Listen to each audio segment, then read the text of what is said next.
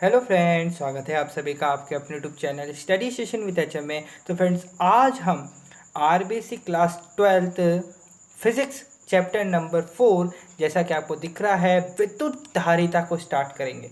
ठीक है, आज के इस वीडियो में अपन विद्युत धारिता नामक चैप्टर को कंप्लीट करने वाले हैं। और अपना, जैसा कि आप सभी को पता है, रिवीजन क्लासेस चल रही है और रिवीजन क्लास का आज चौथा डे है। तो आज थोड़ा वीडियो डालने में लेट हो गया, इसके लिए सॉरी। लेकिन आज अपन पूरे चैप्टर को कंप्लीट करेंगे। चैप्टर को कंप्लीट करने से पूर्व, यानी स्टार्ट करने से पूर्व, चर्चा कर लेते हैं विषय वस्तु पर कि विद्युत धारिता नामक चैप्टर की जो विषय वस्तु है, यानी अपन को इसमें क्या क्या पढ़ना है, वो देख लेते हैं। तो सर्वप्रथम अपन देखेंगे, पहला जो बिंदु है वो आएगा चालक एवं विद्युत रोधी के संदर्भ में। चालक और विद्युत रोधी यानी अचालक या कुचालक दोनों ही है। मुक्त एवं बंद आवेश के विषय में जानेंगे कि क्या होते हैं ये। परावैद्युत पदार्थ एवं ध्रुवण के विषय में जानेंगे। चालक की धारिता के विषय में जानेंगे। विलगित गोलीय चालक की धारिता के विषय में जानेंगे। संधारित्र क्या होते हैं, इनके विषय में जानेंगे। समांतर प्लेट संधारित्र, जो कि संधारित्र का एक क्या है, प्रकार है, उसके विषय में जानेंगे। संधारित्रों की प्लेटों के मध्य परावैद्युत माध्यम की उपस्थिति का प्रभाव जानेंगे। तीन प्रभाव पढ़ेंगे अपन इसमें भी। गोलीय संधारित्र की धारिता को देखेंगे। संधारित्रों का संयोजन यानी कॉम्बिनेशन जो होता है वो देखेंगे अपन। जिस प्रकार से अपन ने प्रतिरोधों का संयोजन पढ़ा था, उसी प्रकार से अपन संधारित्रों का संयोजन भी पढ़ेंगे। बहुत अच्छे। संधारित्र में संचित ऊर्जा के विषय में जानेंगे कि संधारित्रों में जो संचित ऊर्जा होती है वो क्या होती है। 12वां जो पॉइंट होगा, आवेशित चालकों के संयोजन से आवेशों का पुनर्वितरण तथा ऊर्जा का जो सूत्र है वो अपन देखने वाले हैं। ऊर्जा हानि के विषय में जानेंगे। तो कुल 13 पॉइंट्स हैं अपने पास चर्चा के लिए। ये पूरा चैप्टर कंप्लीट हो जाएगा इन 13 पॉइंटों को कंप्लीट करने से। तो बिना देरी के वीडियो को स्टार्ट करते हैं। अपने सभी दोस्तों को जोड़ लिया करें आप, है ना। और रोज अपनी क्लासेस आ रही हैं, लाइक करना, वीडियो को शेयर करना और सब्सक्राइब जरूर करना चैनल को। ठीक है, धन्यवाद and God bless you. Start करते हैं, शुभारंभ करते हैं अपने चैप्टर का। तो सर्वप्रथम जो पहला पॉइंट है उसकी शुरुआत करते हैं। पहला पॉइंट है चालक एवं विद्युत रोधी। ये दो शब्द आ रहे हैं अपने पास। पहला आ रहा है चालक और दूसरा आ रहा है अचालक या विद्युत रोधी, दोनों एक ही बात है। सबसे पहले समझते हैं चालक किसे कहते हैं। ध्यान देंगे, वह पदार्थ जिनमें विद्युत आवेश का एक स्थान से दूसरे स्थान तक प्रवाह आसानी से हो जाता है तथा विद्युत धारा प्रवाहित हो जाती है, चालक पदार्थ कहलाते हैं। ये हमने बहुत पिछली कक्षाओं में भी बहुत अच्छे तरीके से पढ़ा।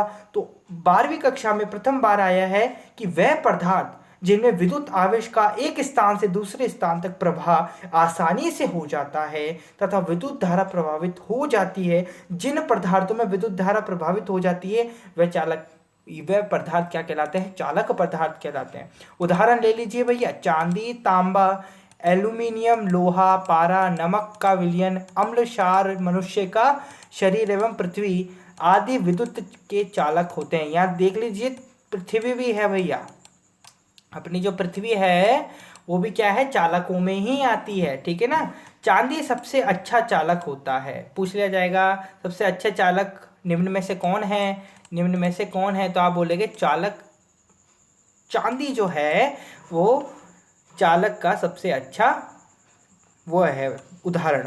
ठीक है बच्चों, ये अपना कंप्लीट होता है यहाँ पर चालक की कंसेप्ट। बात करते हैं अचालक के विषय में। तो वह पदार्थ जिनमें विद्युत का चालन नहीं हो पाता है उन्हें कुचालक या विद्युत रोधी पदार्थ कहते हैं। उदाहरण ले लीजिए, कांच, प्लास्टिक, रबर, एबोनॉइट, सूखी लकड़ी आदि विद्युत रोधी पदार्थ हैं। इन्हें परावैद्युत पदार्थ भी कहा जाता है। क्या कहा जाता है, ध्यान देना बेटा, परावैद्युत पदार्थ भी कहा जाता है।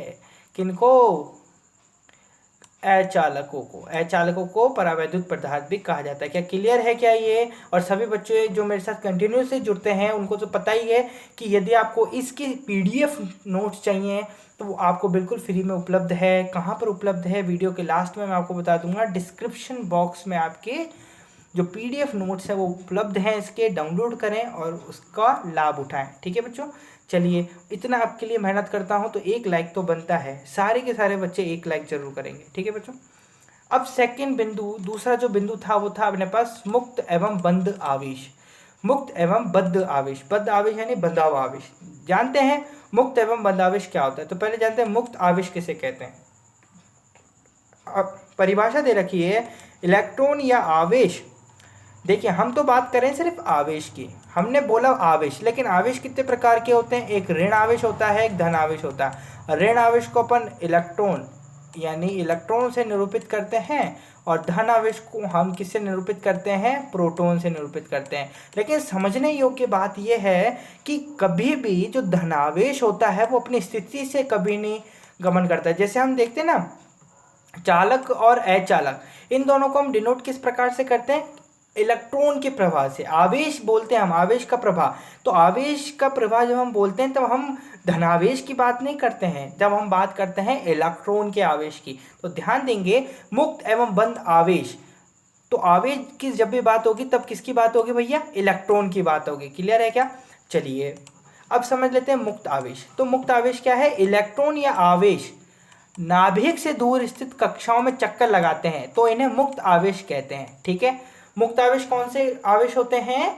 जो कि नाभिक से दूर स्थित कक्षाएं जितनी भी होती हैं उनमें जो इलेक्ट्रॉन चक्कर लगाते हैं, उन कक्षाओं में जो इलेक्ट्रॉन चक्कर लगाते हैं उन्हें क्या कहते हैं? मुक्त आवेश कहते हैं। इसको अभी डायग्राम से समझेंगे। ठीक है, तो डायग्राम से इसको समझेंगे। तो ये डायग्राम दे रखा है आपको, तो इसमें ये जो नाभिक है, नाभिक क्या है भैया? नाभिक आपको बता देते हैं नाभिक क्या है। नाभिक पता चल जाएगा तो काम हो जाएगा। देखिए यहाँ पर आपको कहीं लिख रखा है कि न्यूक्लियन, ये दे रखा है न्यूक्लियन भैया। ठीक है, नहीं दिख रहा क्या? चलिए यहाँ पर इसको बड़ा कर लेते हैं थोड़ा सा, कोई दिक्कत की बात नहीं है, डायग्राम पूरा अच्छे तरीके से दिखना चाहिए। ठीक है, अब दिख रहा है। चलिए अब मुझे बताइए कि यहाँ पर जो न्यूक्लियन आपको कहाँ दिख रहा है? न्यूट्रॉन, ये तो न्यूट्रॉन है भैया। तो नाभिक जो है ना भैया, वो आपके यहाँ पर है बीच में बिल्कुल। तो ये जो पूरा भाग है ना, ये नाभिक है। तो नाभिक से दूर कौन है? ये वाले। तो ये क्या कहलाएंगे? मुक्त। ठीक है, इसको एक बार छोटा वापस से कर लेते हैं।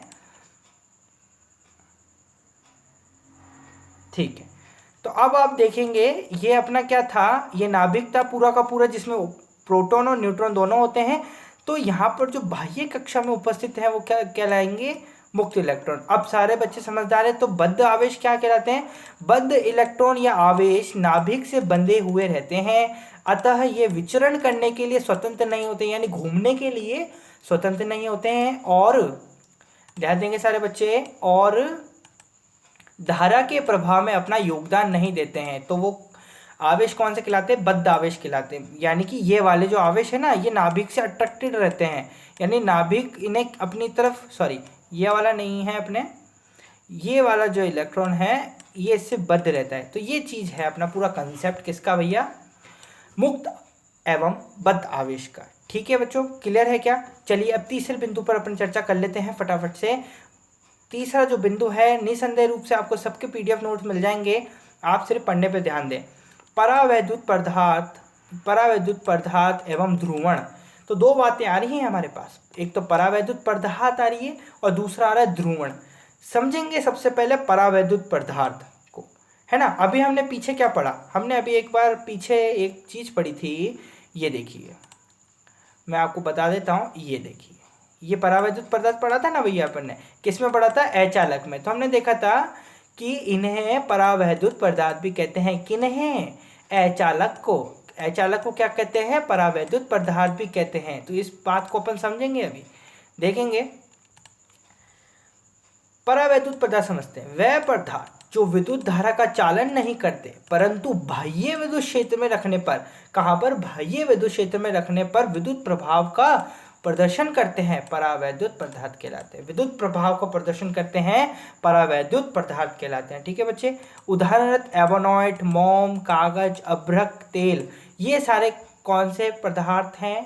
परावैद्युत पदार्थ हैं। तो ध्यान रखना, निम्न में से परावैद्युत पदार्थ कौन से हैं? दे दिया जाएगा आपको कांच, दे दिया जाएगा आपको चांदी, सोना, और वहां पर छोटे से में लिखा रहेगा भैया आपके पास एवोनॉइट, मोम, कागज, अभ्रक या तेल में से कोई होगा। तो आपको चुनना है उसमें से। क्या चुनेंगे? सही आंसर कि निम्न में से परावैद्युत पदार्थ क्या है? एवोनॉइट है, मोम है, कागज है, अभ्रक है और तेल है। क्या क्लियर है क्या सारे बच्चों को? चलिए बहुत बढ़िया। तो परावैद्युत पदार्थ के कंसेप्ट को अपन ने समझ लिया। अब अपन समझेंगे जो परावैद्युत पदार्थ होते हैं वो दो प्रकार के होते हैं। परावैद्युत जो पदार्थ है उसके दो प्रकार होते हैं। एक तो होता है ध्रुवीय परावैद्युत पदार्थ और दूसरा होता है अध्रुवीय परावैद्युत पदार्थ। तो समझेंगे ध्रुवीय परावैद्युत पदार्थ किन्हें कहते हैं? ऐसे पदार्थ जिनके अणुओं के धनावेश एवं ऋणावेश के वितरण केंद्र, ध्यान देना बच्चों, वितरण केंद्र परस्पर संपाती ना होकर पृथक पृथक होते हैं, ध्रुवीय परावैद्युत पदार्थ कहलाते हैं। इनका जो वितरण केंद्र होता है, यानी वितरण केंद्र यानी आवेश का जो घनत्व होता है वो एक ना होकर, एक दूसरे पे संपाती ना होकर, एक दूसरे पे ना होकर कैसे होते हैं? पृथक पृथक होते हैं। तो वो ध्रुवीय परावैद्युत यानी पोलर डाइइलेक्ट्रिक्स परावैद्युत पदार्थ कहलाते हैं। क्या क्लियर है? क्या इसका एग्जाम्पल है आपके पास HCl अणु। तो आप देख रखे हैं HCl का H यहाँ पर है भैया, Cl यहाँ पर है ना। तो ये दो ध्रुवों में बढ़ गया ना, एक ध्रुव ये रहा, एक ये रहा, तो दो कैसे हो गए? ये द्विध्रुव हो गए, ठीक है, ध्रुवीय हो गए, यानी इसके ध्रुव हो गए। ठीक है बच्चों, चलिए अब अपन बात करते हैं अध्रुवीय के। तो अध्रुवीय परावैद्युत पदार्थ किन्हें कहते हैं, उस पर चर्चा कर लेते हैं। छोटा दिख रहा है तो इसको थोड़ा बड़ा कर लेते हैं। चलिए देखेंगे अध्रुवीय परावैद्युत पदार्थ या नॉन पोलर डाइइलेक्ट्रिक्स, तो वह पदार्थ जिनके अणुओं के धनावेशों एवं ऋणावेशों का वितरण केंद्र एक ही बिंदु होता है, अध्रुवीय परावैद्युत पदार्थ कहलाते हैं। एक ही बिंदु होता है, वहां एक बिंदु नहीं था, वहां अलग अलग थे, पृथक पृथक थे। कहां पर? ध्रुवीय में। लेकिन यहाँ पर कैसे हैं? यहाँ पर कैसे हैं भैया? एक ही हैं, एक ही बिंदु पर हैं। कौन? वितरण केंद्र। एक ही बिंदु पर क्या है? वितरण केंद्र है। तो वो क्या कहलाते हैं अपने पास? अध्रुवीय परावैद्युत पदार्थ। एग्जाम्पल ले लो, hydrogen, carbon dioxide, nitrogen, oxygen, ये सारे के सारे इनके जो अणु हैं वो कैसे होते हैं? अध्रुवीय होते हैं। इसका एक एग्जाम्पल आपको यहाँ दे रखा है अच्छे तरीके से समझाने के लिए, उसको अपन देखेंगे, ये वाला है ना, हाइड्रोजन अणु का। अब अपन समझते हैं, अपन ने समझ लिया परावैद्युत पदार्थ किन्हें कहते हैं। अब अपन समझेंगे ध्रुवण किसे कहते हैं। तो ध्रुवण का कुछ इस प्रकार का फंडा है कि ध्रुवण प्रोसेस है, एक क्रिया है, एक क्या है? एक क्रिया है, एक प्रक्रम है, प्रोसेस है ये। तो इस प्रोसेस को क्या देखें तो इस प्रोसेस में होता क्या है?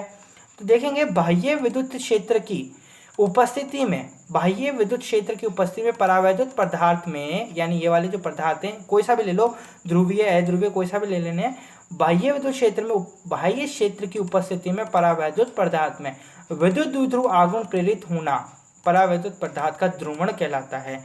द्विध्रुव आगमन होना यानी ये देखिए, जैसे ये है, ये बाह्य विद्युत क्षेत्र की अनुपस्थिति में कोई परावैद्युत पदार्थ है आपके पास, और परावैद्युत पदार्थ भी कौन सा है भैया? अध्रुवीय है ना। अध्रुवीय परावैद्युत पदार्थ आपको दे रखा है। एक अध्रुवीय परावैद्युत पदार्थ बाह्य क्षेत्र की अनुपस्थिति में कुछ इस प्रकार से होता है, ये ध्रुवों में नहीं बटा होता है ना। चलिए, लेकिन अब जब हम इसे बाह्य विद्युत क्षेत्र में रखते हैं, लिख रखा है बाह्य विद्युत क्षेत्र आरोपित करने पर, तो बाह्य विद्युत क्षेत्र हमने आरोपित कर दिया, वो भी किस दिशा में? इस दिशा में करा है। इस दिशा में जब हम ई बाह्य विद्युत क्षेत्र निरूपित करते हैं तो इसका क्या होता है? बाह्य विद्युत क्षेत्र निरूपित करते ही ये द्विध्रुवों में बढ़ जाते हैं, जैसे माइनस और प्लस ये अलग अलग हो गए, माइनस प्लस अलग अलग हो गए। तो विद्युत क्षेत्र की दिशा में तो धनावेश जो ध्रुव है वो गमन करेगा, और जो इसके विपरीत, विद्युत क्षेत्र के विपरीत कौन गमन करेगा? ऋणावेश विपरीत। ठीक है बच्चों, ये क्लियर हुआ। चलिए, तो यहाँ पर अपन ने तीसरा जो बिंदु था परावैद्युत पदार्थ एवं ध्रुवण, इसको बहुत अच्छे तरीके से समझ लिया। अब बात करते हैं चौथे बिंदु की। चौथा बिंदु है आपके पास चालक की धारिता। चालक की धारिता, तो चालक की धारिता किसे कहते हैं? वेरी इंपॉर्टेंट है। अब आपका जो विद्युत धारिता है उस चैप्टर का मतलब समझ में आएगा आपको। विद्युत धारिता जो था ना, अब विद्युत धारिता का मतलब क्या होता है वो आपको समझ में आएगा।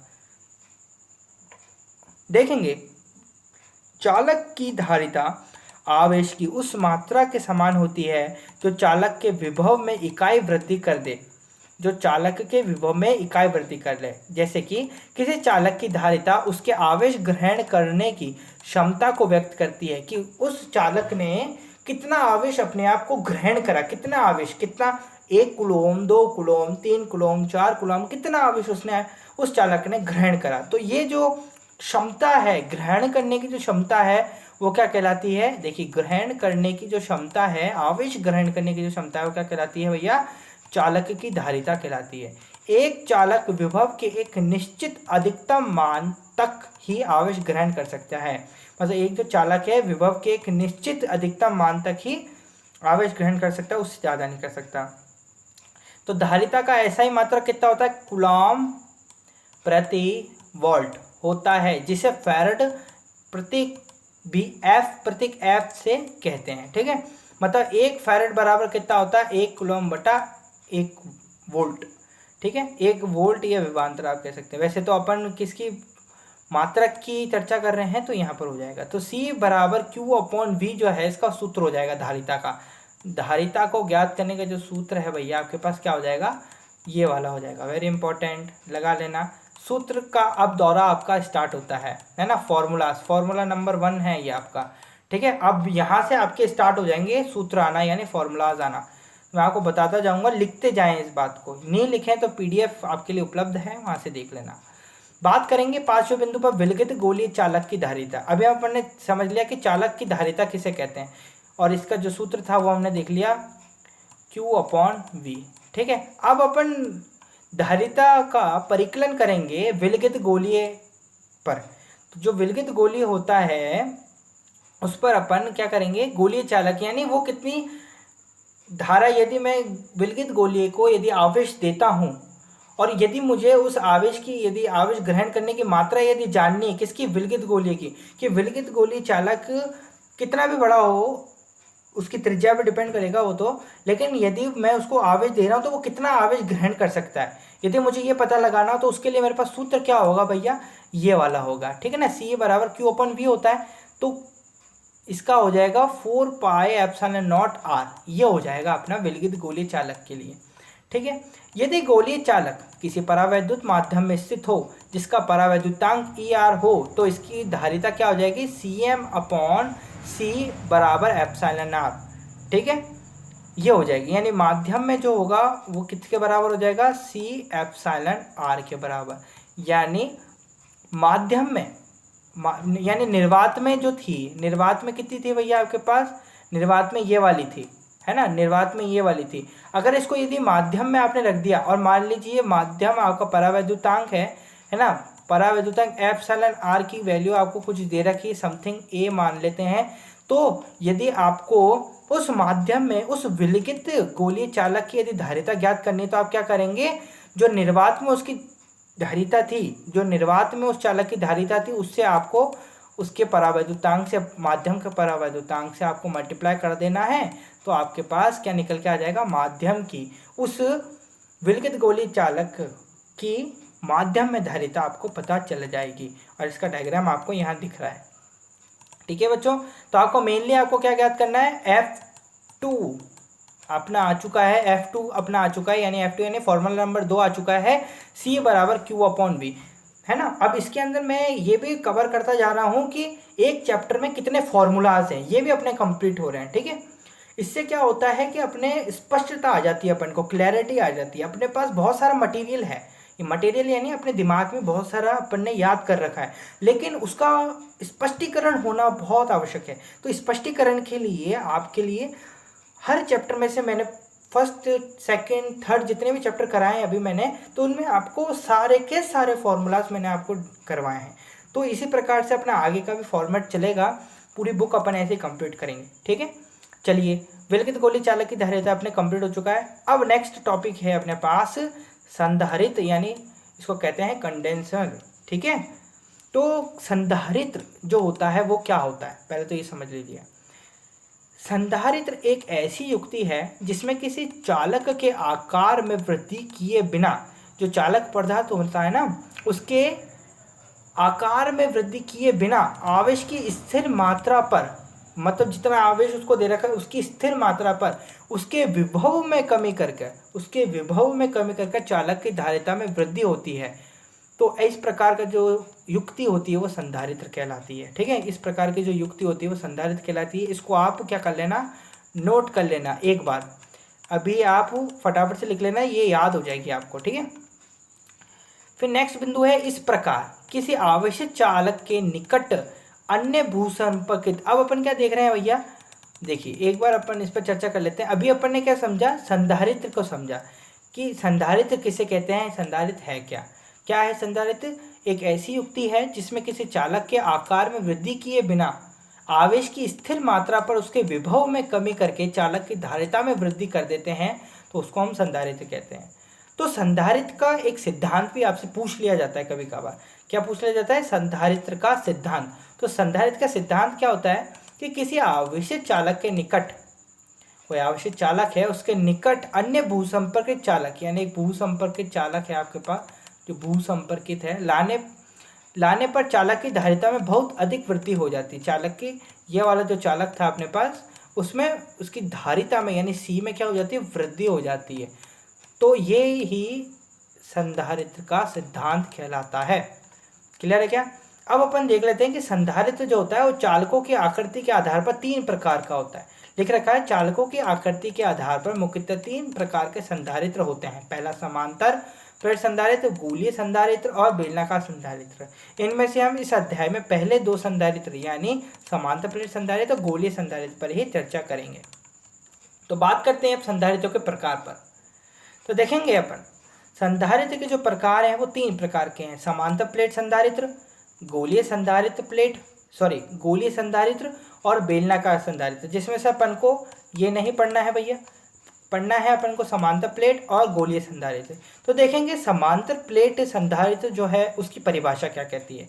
समान ज्यामिति एवं समान क्षेत्रफल की 2 धातु प्लेटें परस्पर अल्प दूरी पर एक दूसरे के समांतर स्थित हो तो यह व्यवस्था समांतर प्लेट संधारित्र कहलाती है। कभी कभी बड़े प्रश्न में, ये जो चैप्टर है आपका चैप्टर नंबर 4, इसमें से आपसे निबंधात्मक प्रश्न पूछा जाएगा तो वो आपके लिए मेन होता है। इसलिए वहाँ पर आपसे जैसे समांतर प्लेट संधारित्र को आपसे धारिता ज्ञात करवाने के ये जो सूत्र आपको, जैसे ये वाला जो सूत्र आपको दे रखा है, ये सिद्ध करवाया जाता है वहाँ पर, है ना, इसका व्युत्पन्न करवाया जाता है। तो व्युत्पन्न से पहले आपसे ये पूछा जाता है कि समांतर प्लेट जो संधारित्र है वो किसे कहते हैं। जिस प्रकार से मैं बताऊं 2020 में गोलीय संधारित्र के विषय में आपसे पूछा गया था कि गोलीय संधारित्र किसे कहते हैं, इसके लिए धारिता का जो सूत्र है वो व्युत्पन्न कीजिए। तो वो आपको पूरा करना पड़ेगा, लेकिन उससे पहले आपको पता होना चाहिए कि गोलीय संधारित्र किसे कहते हैं। ठीक है बच्चों, तो समांतर प्लेट संधारित्र किसे कहते हैं ये मैंने आपको बता दिया। इसकी आकृति आप ये देख लीजिए, और इसका जो सूत्र है वो क्या होता है, धारिता बराबर, यदि समांतर प्लेट संधारित्र में यदि धारिता अपन को ज्ञात करनी है, क्योंकि मेन कंसेप्ट धारिता का है भैया, बातों को समझेंगे, मेन कंसेप्ट किसका है, धारिता का। धारिता को समझ लिया, काम हो जाएगा। ठीक है बच्चों, तो यहाँ पर समांतर प्लेट संधारित्र की जो धारिता है वो कितनी होती है, ये होती है।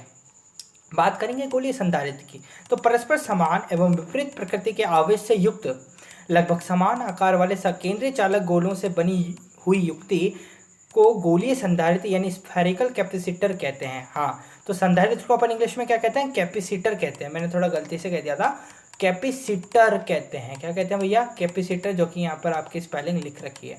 ठीक है, तो इसकी गोलीय संधारित्र की यदि आपसे आकृति पूछे तो ये रही आकृति, ये रही।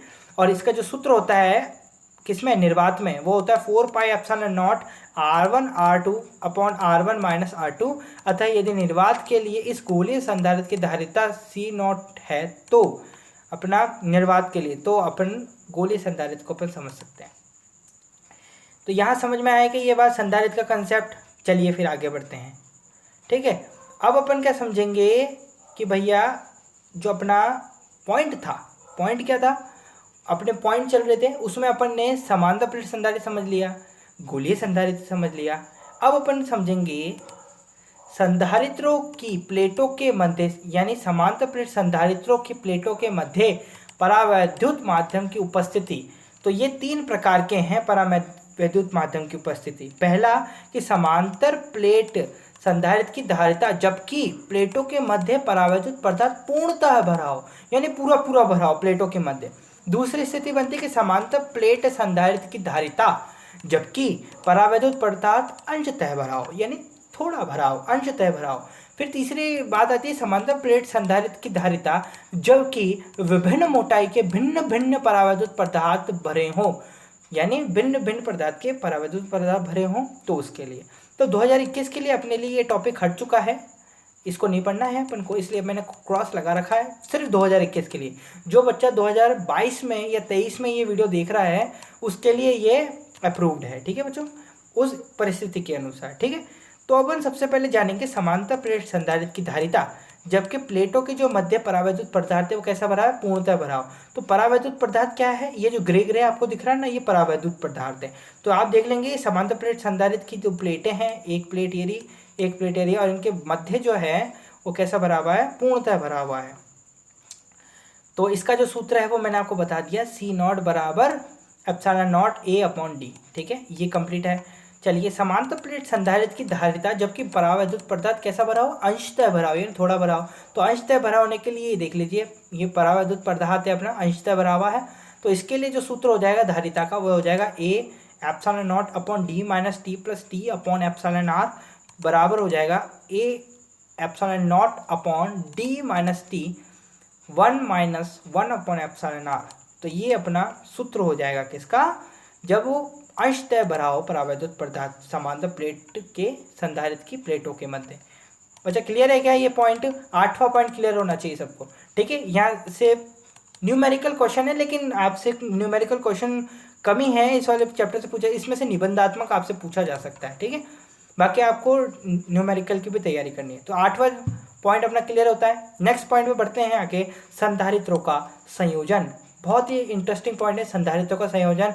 ये अपन ने कक्षा 10 में भी प्रतिरोधों का संयोजन है, उससे भी समझ में आ सकता है, लेकिन प्रतिरोधों का जो संयोजन है उससे बिल्कुल विपरीत है वहाँ, है ना, बिल्कुल विपरीत है। किस प्रकार से अभी मैं बता दूंगा। 2 प्रकार के संयोजन होते हैं संधारित्र के। जो कैपेसिटर होता है अपने पास, उसके 2 संयोजन होते हैं। पहला श्रेणी क्रम संयोजन जिसे हम सीरीज कॉम्बिनेशन कहते हैं, और दूसरा होता है पार्श्व क्रम या समांतर क्रम संयोजन जिसे हम पैरेलल कॉम्बिनेशन कहते हैं। तो सबसे पहले समझेंगे कि श्रेणी क्रम संयोजन किसे कहते हैं। तो सबसे पहले अपन समझते हैं श्रेणी क्रम संयोजन किसे कहते हैं। तो धारिता को कम करने के लिए संधारित्रों को श्रेणी क्रम में जोड़ा जाता है। नोट कर लें इस बात को, बहुत बेहद इंपॉर्टेंट है। अगर जो बच्चा मेरे से पढ़ रहा है यहाँ पर, उसको तो उसके लिए बहुत गोल्डन चांस है ये वाला जो पॉइंट है, क्योंकि ये बात अपन को पूरा श्रेणी क्रम संयोजन पढ़ने के बाद लास्ट में या बीच में पता चलती है। मैंने आपको वो चीज़ पहले बता दी ताकि पूरा फोकस आपका इसी पर ही रहे। क्या फोकस है भैया, कि धारिता को कम करने के लिए यदि किसी चालक पदार्थ की धारिता को कम करना है तो उसके लिए कौन सा श्रेणी क्रम, उसको उस चालक को किस श्रेणी क्रम में जोड़ा जाना चाहिए, उस संधारित्र को किस श्रेणी क्रम में जोड़ा जाना चाहिए, श्रेणी क्रम संयोजन में जोड़ा जाना चाहिए। इसमें एक संधारित्र की दूसरी प्लेट दूसरे संधारित्र की पहली से दूसरे की दूसरी प्लेट तीसरे की पहली प्लेट से इसी प्रकार शेष को जोड़ा जाता है। ये तो ज़्यादा इसमें डीप है, ज़्यादा सोचने की ज़रूरत नहीं है। बस ये कह रखा है कि एक प्लेट है आपके पास, एक संधारित्र की दूसरी प्लेट दूसरे संधारित्र की से दूसरी प्लेट से जुड़ी होगी। ये ज़्यादा इसमें इंपॉर्टेंट नहीं है, बस आपको चित्र याद करना है। मतलब इम्पॉर्टेंट है, ये आप समझ चुके हैं इसलिए इम्पॉर्टेंट नहीं है, मैं कह रहा हूँ समझाने का अभी टाइम नहीं है अपने पास, सिर्फ अपन को कॉन्सेप्ट से याद रखना है। तो आपको क्या करना है, ये जो डायग्राम दे रखा है इसको अपन को क्लियर करना है, ठीक है। इसी प्रकार n संधारित्रों के संयोजन की तुल्य धारिता। अब श्रेणी क्रम संयोजन में जो तुल्य धारिता का जो सूत्र होता है वो आपके पास ये होता है, ठीक है। ये जो सूत्र है वो आपके तुल्य धारिता का सूत्र है, ठीक है। अब इसमें एक और बात आती है, इसमें क्या बात आती है, परावैद्युत वाला बात आती है। तो विभिन्न परावैद्युतांक के संधारित्रों का श्रेणी क्रम संयोजन। तो विविध, ये अलग अलग आपको परावैद्युत पदार्थ दे रखे हैं, उनका यदि आपको श्रेणी क्रम संयोजन दे रखा है तो उसकी जो तुल्य धारिता होगी वो कितनी होगी, CS बराबर epsilon A upon T1 upon epsilon R1 T2 upon epsilon R2 upon T3 epsilon R3, और उनका योग कर लेंगे तो अपना ये निकल जाएगा। तो 2 सूत्र आपको मेनली याद करने हैं श्रेणी क्रम संयोजन में, पहला ये और दूसरा ये वाला, ठीक है। चलिए आगे बढ़ते हैं समांतर क्रम या पार्श्व क्रम समांतर संयोजन पर।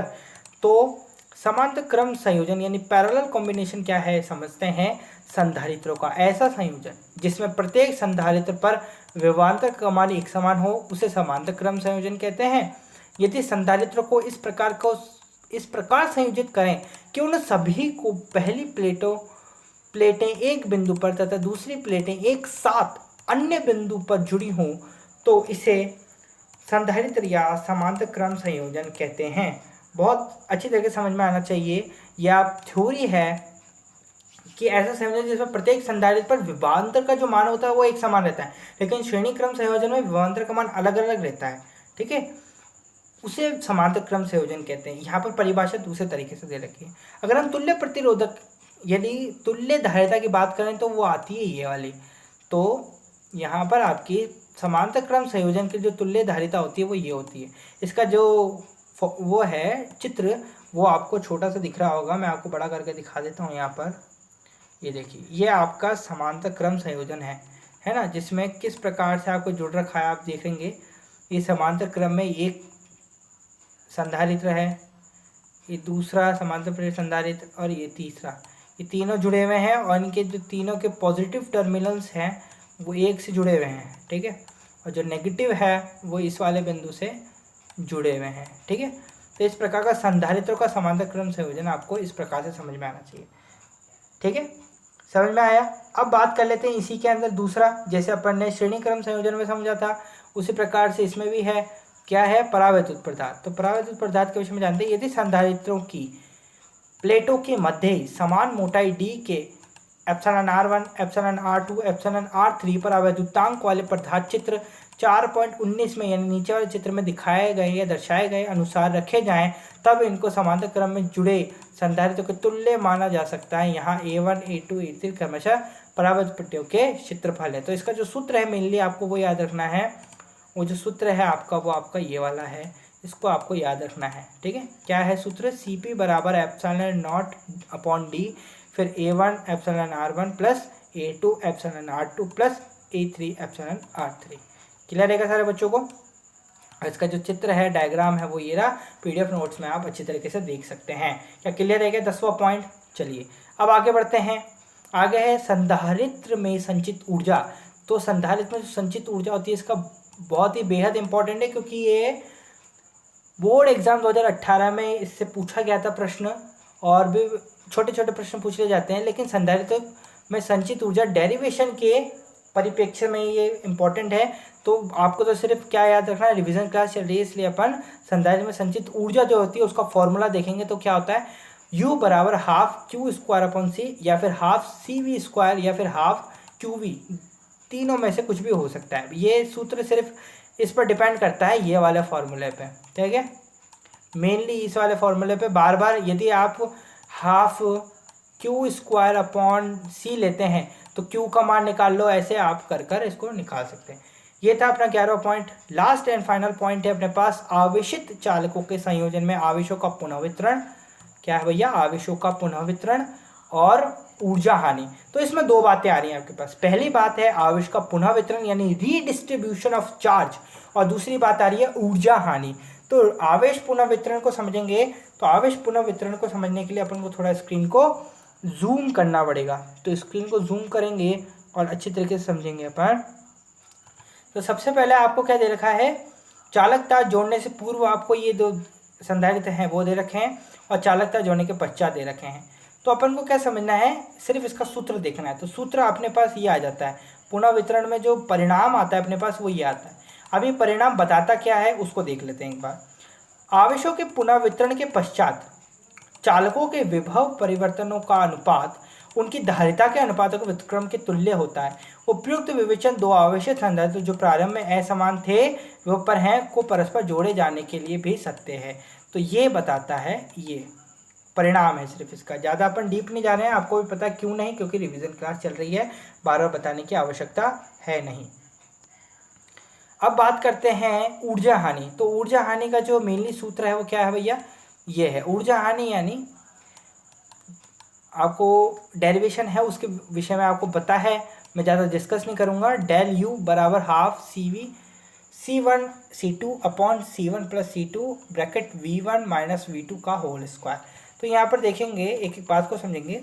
V1 माइनस V2 का होल स्क्वायर सदैव धनात्मक होता है, अतः आवेशित चालकों अथवा संधारित्रों को परस्पर जोड़ने पर आवेश के पुनर्वितरण में सदैव ऊर्जा की हानि होती है। यदि हम V1 बराबर V2, तो डेल यू का जो मान है वो 0 के हो जाएगा, अर्थात दोनों चालकों विभव समान होने पर आवेशों का जो प्रवाह नहीं होता, फलस्वरूप ऊर्जा हानि नहीं होती है। क्या सबको क्लियर है क्या? ये अपना पूरा चैप्टर कंप्लीट होता है। अपन ने 1 से लगाकर 12 तक के सभी बिंदुओं पर चर्चा कर ली है बहुत अच्छी तरीके से। तो यदि आपको वीडियो अच्छा लगे तो वीडियो को लाइक करें, चैनल को सब्सक्राइब करें। धन्यवाद एंड गॉड ब्लेस यू।